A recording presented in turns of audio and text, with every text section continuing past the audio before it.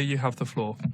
India has the honor to address the 6th Committee on the work of the International Law Commission on the Cluster 2 topics.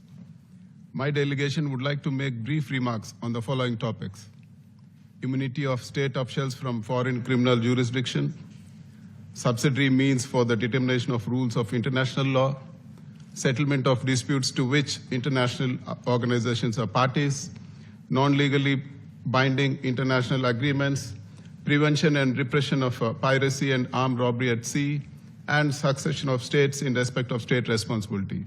In the topic immunity of state officials from foreign criminal jurisdiction, we commend the work of the Commission and express our appreciation to the Special Rapporteur, Mr. Claudio Grossman-Guillof, for his second report examining draft Article 7 to 18 as adopted on first reading. We encourage the Commission to continue its efforts with the objective of promoting trust, mutual understanding, and cooperation based on good faith between the fourth state and the state of the official, while ensuring safeguards against possible abuses and politicization in the exercise of criminal jurisdiction over an official of another state. We acknowledge the need to guarantee respect for the principle of the sovereign equality of states, which forms the foundation of the immunity of state officials from foreign criminal jurisdiction. Immunity belongs to the state and applies to official acts performed in the exercise of state authority. This topic is of great significance as it directly relates to the performance abroad of officials of a state. Its consideration requires a balanced approach taking into account existing laws and practices on related issues. On draft Article 7, we believe that the crimes listed must be supported by sufficient state practice and opinio juris. It is important to note that several states are not parties to the treaties where such crimes are defined and contained in the list of the draft article. We affirm our earlier views regarding the Commission's approach to reconciling divergent views of its members and other stakeholders during the next reading of this topic. We welcome the restructuring of draft Article 8 into 2 paragraphs and the addition in draft Article 9 for the sake of clarity. We recognize that draft Article 10 concerning the obligation to notify the state of the official provides an important procedural safeguard. However, the timing and content of such notification, particularly with regard to ongoing investigations and confidentiality, require further consideration.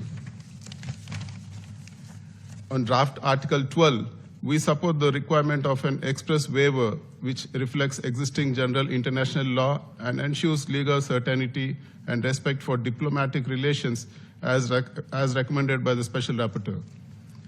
And in the topic subsidiary means for the determination of rules of international law, we express our appreciation to the Special Rapporteur, Mr. Charles Jallo, for his third report, which analyzed teachings and other subsidiary means for determining rules of international law, with particular focus on the work of public and private expert bodies and the resolutions or decisions of certain international organizations.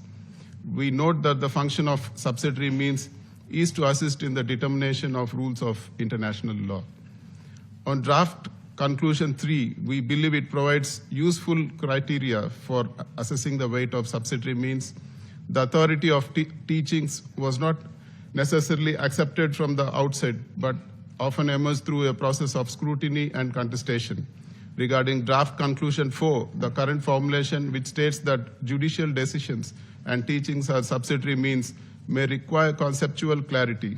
Clarification is also needed as to whether the scope of decisions of courts and tribunals includes the decisions of quasi-judicial entities such as human rights treaty bodies. And in the topic settlement of disputes to which international organizations are parties, we appreciate the efforts of the Special Rapporteur, Mr. August H., in compiling his third report focusing on disputes between international organizations and private parties. India has consistently advocated for the peaceful resolution of disputes through dialogue and mutual consultation. As a founding member of the United Nations, India firmly adheres to the purposes and principles of the UN Charter, including the Pacific settlement of disputes. This commitment is evident in India's approach to disputes in the trade and investment regimes, where we prioritize arbitration and other alternative dispute resolution mechanisms. We believe that extrapolating this concept to international organizations would contribute to the peaceful resolution of disputes between international organizations and between such organizations and states. We take note of the Special Rapporteur's 5 draft guidelines on this topic, which maintain a balance between individual human rights, access to justice, and the need for the independent functioning of international organizations. It would be useful to expand these guidelines to include consideration of diplomatic protection in disputes involving international organizations, differentiation between arbitration based on mutual consent and unilateral arbitration, affirmation of the right to an effective remedy, and a deeper examination of compensation aspects. And in the topic non-legally binding international agreements, we welcome the work of Special Rapporteur Mr. Matthew Foru for his second report, which focuses on the general elements of the topic, including its purpose, terminology, scope, form of outcome, and issues to be addressed to a without prejudice clause. We have taken note of the Special Rapporteur's analysis distinguishing treaties from non-legally binding international agreements based on jurisprudence, practice, and doctrine, and of the next steps to be addressed in future work. One of the questions raised in the report relates to the use of terminology, particularly the preference for the term agreement. The designation of this term requires further discussion in light of its consistency with the Vienna Convention on the Law of Treaties and its Travos preparatories. It should not create confusion or difficulty for domestic legal systems, and there should remain openness to alternative formulations as may be agreed upon by member states. Regarding the draft conclusion 6, the text does not adequately address situations where no explicit provision is made, and it may therefore be useful to elaborate further in the commentary. In the topic prevention and repression of piracy and armed robbery at sea, we appreciate the efforts of the Special Rapporteur, Mr. Luis Savadogo, in identifying key points of law that could serve as major themes for the Commission's work on this topic. We take note that the Commission has provisionally adopted 7 draft articles which broadly reflect the need for a comprehensive legal framework integrating treaty law, customary international law, and evolving state practice. However, the extent of obligations to prevent and repress piracy and armed robbery, as well as the scope of humanitarian duties, warrants further discussion. Emerging issues such as the use of new technologies and the role of private armed security deserve special attention by the Commission. We believe that the Commission's approach seeks to develop and complement existing norms found in UNCLOS, thereby adding clarity and facilitating their implementation.